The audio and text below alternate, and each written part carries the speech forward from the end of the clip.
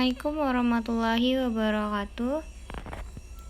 Perkenalkan, nama saya Riza Rianti Lubis dengan NIM 18144999533 dengan jurusan Sistem Informasi Konsentrasi Komputer Akuntansi. Kali ini saya akan mempresentasikan tentang materi kecakapan antar personal di pertemuan 6. Di pertemuan 6 ini kita menjelaskan tentang mengenai negosiasi dalam komunikasi. Apa itu negosiasi? Negosiasi merupakan salah satu faktor terpenting dalam mengkomunikasikan keinginan kita terhadap pihak orang lain.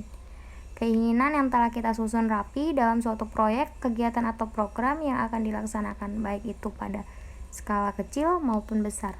Dengan memerlukan pihak lain dalam mensukseskan proyek, kegiatan atau program tersebut, ditentukan berhasil atau tidaknya dengan proses negosiasi. Jikalau negosiasi kita kurang baik, maka respon yang diterima pihak lain kepada kita ataupun program kita itu juga kurang baik. Yang lebih jelek lagi kalau jika kita merupakan berpikiran buruk terhadap program kita serta semua yang menjadi ruang lingkup kegiatan di luar program kita.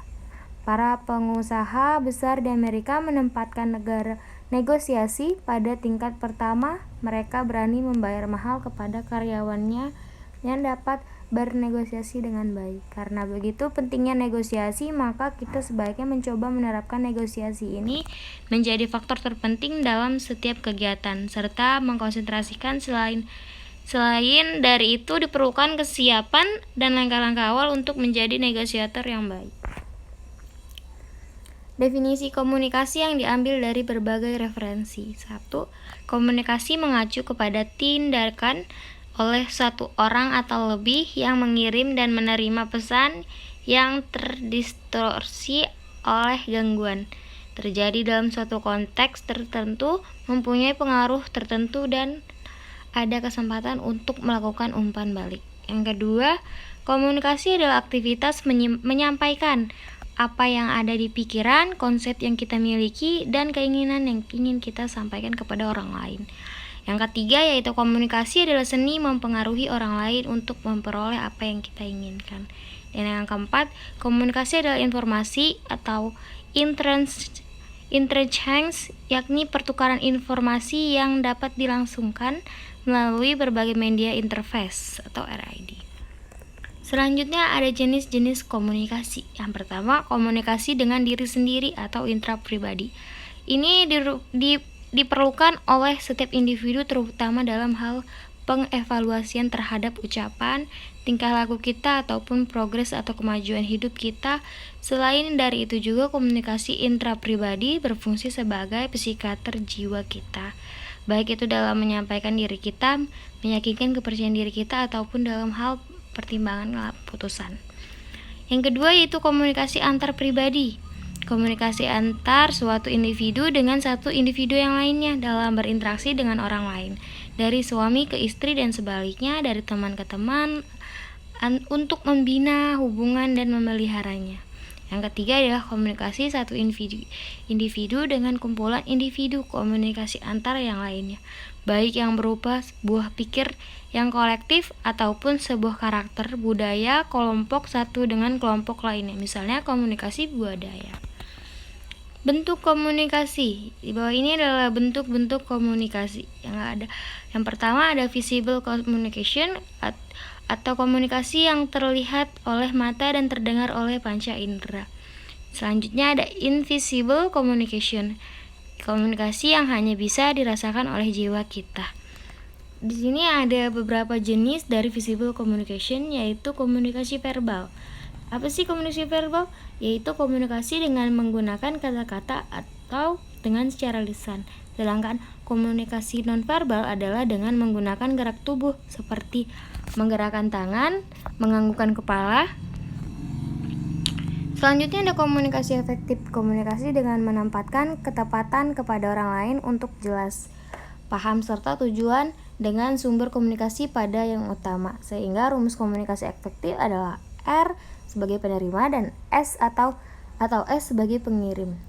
1. Nilai 1 di sana berarti tepatnya penyampaian tidak ada penyampaian yang tercecer sehingga membuat penerima tidak jelas paham ataupun tidak setuju dengan sumber informasi atau si pengirimnya.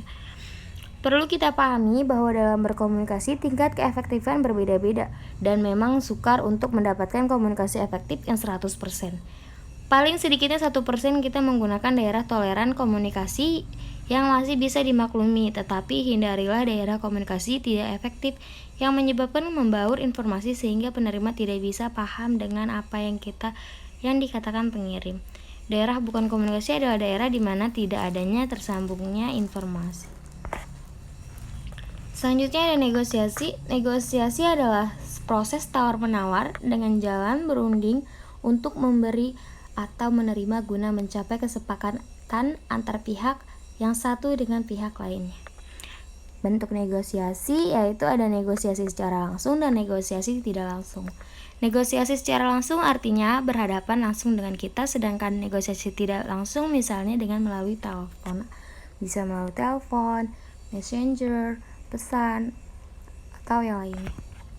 Tips penggunaan komunikasi efektif dalam negosiasi langsung. Pertama ada proactive communication. Komunikasi yang diambil adalah komunikasi yang proaktif, bukan reaktif. Yang selanjutnya ada find the word. Berlatihlah untuk mendapatkan kata-kata yang tepat yang tidak membuat orang lain bingung dan keambiguan. Yang ketiga ada avoid debat. Karena perdebatan timbul dikarenakan perkataan kita yang membingungkan. Berhenti sejenak, persilahkan mereka berbicara, akui apabila kita berbicara yang salah. Yang selanjutnya ada four option, memakai nada kuat ataupun nada lemah. Yang kapan kita menggunakan nada kuat, kapan kita menggunakan nada lemah. Biasanya nada kuat untuk menandakan kata-kata penting dalam sebuah kalimat, misalnya sebuah dalil, Quran, pepatah, dan lain-lain. Komunikasi nonverbal. Komunikasi nonverbal adalah segala bentuk komunikasi tanpa menggunakan lambang-lambang verbal, seperti kata-kata berupa percakapan maupun tulisan. Terdapat beberapa jenis komunikasi nonverbal, yaitu sentuhan, gerakan tubuh, prosemik, vokalik, kronemik.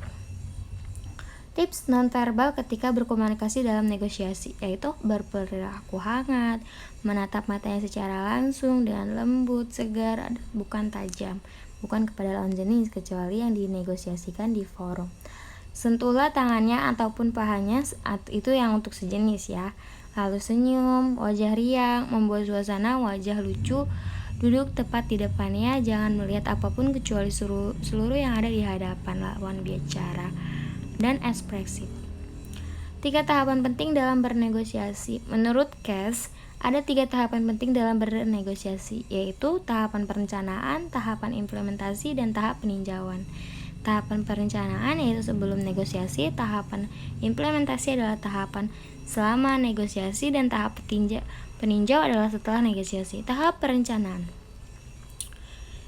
yaitu membutuhkan 2 komponen, yaitu merencanakan sasaran negosiasi dan memperjelas proses bernegosiasi. Tahapan implementasi yaitu merupakan tahapan penerapan atau tindakan yang diperlukan agar mencapai sukses dalam bernegosiasi. Dan tahapan peninjau negosiasi adalah tahapan yang setelah berlangsungnya suatu proses bernegosiasi. Tahapan ini memiliki arti yang sangat penting bagi seseorang negosiator dalam meninjau kembali apa yang sudah dilakukan selama bernegosiasi. Prinsip negosiasi. 1. Pisahkan permasalahan dari orang atau kelompok. Kedua, fokus pada kepentingan bukan posisi. Pendekatan dalam masalah ini difokuskan pada kepentingan bersama dan bukan pada posisi tertentu. Yang ketiga, menemukan berbagai pilihan untuk keuntungan bersama, pemecahan masalah, dan mengambil keputusan yang dapat menjadi proses yang kompleks. Yang keempat, yaitu menggunakan kriteria objektif. Anda berbicara berdasarkan data dan fakta sehingga meyakinkan orang yang ingin membeli mobil tersebut agar jadi membeli mobil yang Anda tawarkan. Ini semua adalah contoh menggunakan kriteria objektif yang menjadi dasar negosiasi Anda. Seperti itu contohnya. Negosiator yang baik, yaitu agar seorang penegosiator sanggup menjadi seorang negosiasi yang baik, dibutuhkan pula keterampilan dan wawasan yang luas. Berikut saya sajikan beberapa sikap agar menjadi seorang negosiasi yang baik. Yang pertama, pantang menyerah. Yang kedua, komunikatif. Yang ketiga, cerdas dan berwawasan. Yang keempat, selera humor. Yang kelima, perhatian. Yang keenam, sabar. Yang ketujuh, jujur. Yang kedelapan, inisiatif dan kreativitas. Yang ke-9, sensitif atau peka. Thank you. Cukup sekian presentasi saya kali ini, kurang lebihnya mohon maaf karena saya hanya manusia biasa yang penuh dosa dan banyak rasa salahnya. Sekian dari saya, wabillahi taufiq wal hidayah. Wassalamualaikum warahmatullahi wabarakatuh.